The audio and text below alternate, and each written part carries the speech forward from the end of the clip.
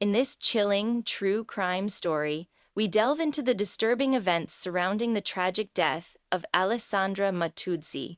On August 23, 2022, a quiet evening in Bologna turned into a nightmare that would change the lives of everyone involved. Alessandra, a 56-year-old woman known for her kindness and calm demeanor, was violently attacked by someone she once trusted. This is the story of how an online connection spiraled out of control and led to a tragic, premeditated crime.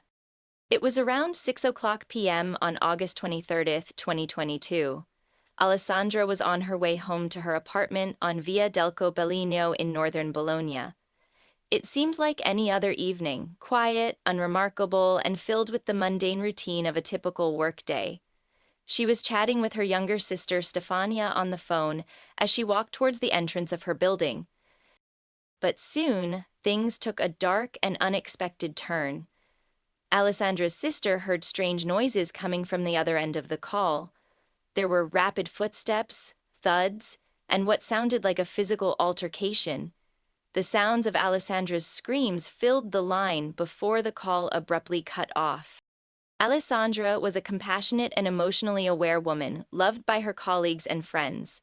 Known for her professionalism as a saleswoman in a women's clothing store, she lived a calm, solitary life. She spent much of her time caring for her aging mother, who lived in a care center, and her father, who had recently passed away after a long illness. The loss had taken a toll on her mental health, making her retreat from new relationships. Her sister Stefania was her closest confidant, and the two spoke daily. Alessandra was someone who preferred stability over chaos. Her schedule was carefully planned, and she avoided loud parties and impromptu social gatherings. She was content with her small circle of family and close friends. In the summer of 2021, Alessandro's life took an unexpected turn when she met Giovanni Pavani online.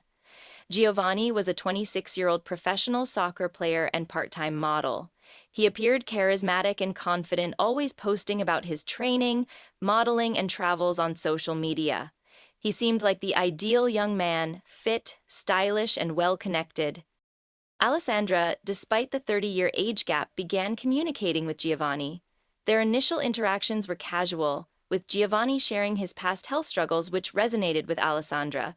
The two began exchanging texts and photos. He seemed genuinely interested in her daily life, asking her about her day and offering emotional support. As their conversations deepened, Alessandra began to trust Giovanni. He even made an effort to meet her in person, and when he did, he was respectful, kind, and attentive. Their bond grew stronger, and they began spending time together in Bologna. He visited her mother in the care center, and they took walks around the city, sharing quiet moments of companionship. As time passed, Giovanni's behavior began to change. What had started as friendly communication soon escalated into obsessive questioning. Giovanni began calling Alessandra more often, asking intrusive questions about who she was speaking to and where she was spending her time. His tone shifted from affectionate to suspicious and controlling. Alessandra tried to reassure him, but the situation grew tense. By the start of 2022, Giovanni's behavior turned darker. He started accusing Alessandra of lying about her interactions with other people, even though she was faithful to him. He began showing up unannounced, texting her constantly, and making unreasonable demands. It was clear that something was off, and Alessandra started to feel increasingly uncomfortable in the relationship.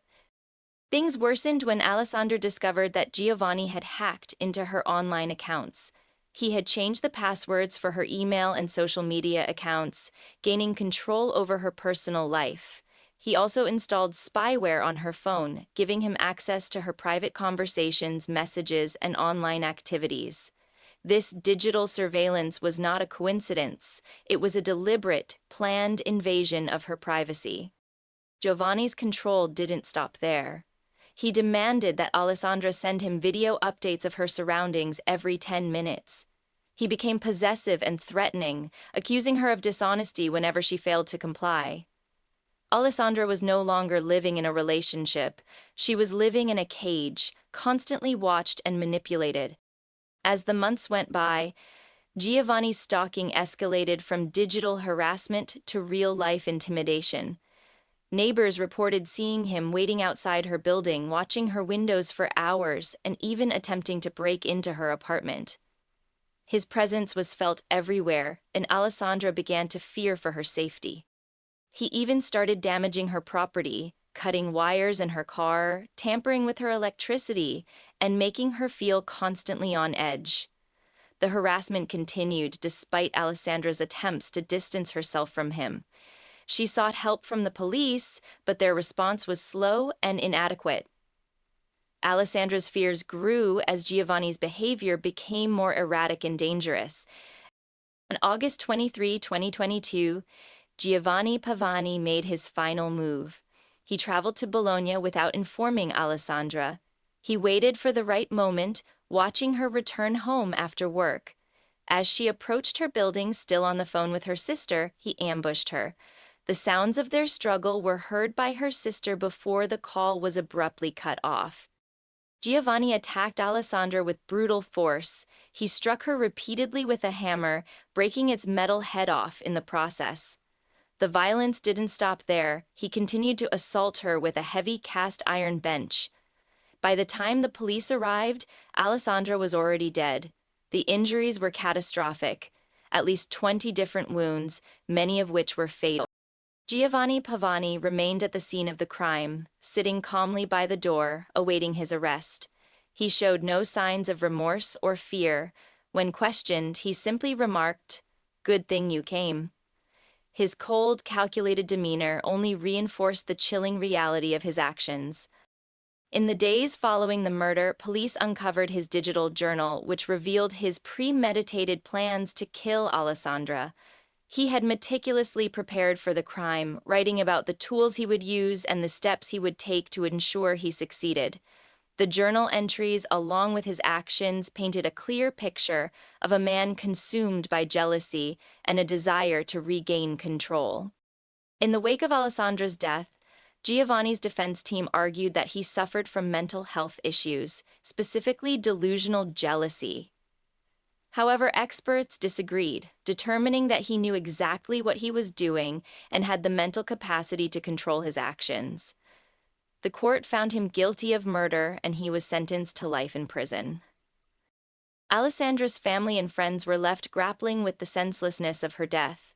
The case also highlighted the dangers of cyberstalking and the importance of recognizing the signs of controlling and abusive relationships. Alessandra had tried to seek help, but the system failed to protect her. Her tragic end serves as a stark reminder of how obsessive behavior can escalate into violence. Her story also sparked a nationwide conversation about cyberbullying and stalking, leading to legal changes in how these crimes are addressed. While Alessandra's family continues to mourn her loss, they have vowed to fight for justice and ensure that her story is heard by those who might be at risk. Thank you for joining us in this tragic and disturbing story. If you found this documentary insightful, please like, subscribe, and hit the bell for more true crime content. Stay vigilant, stay safe, and remember that sometimes the dangers we face come from those we least expect.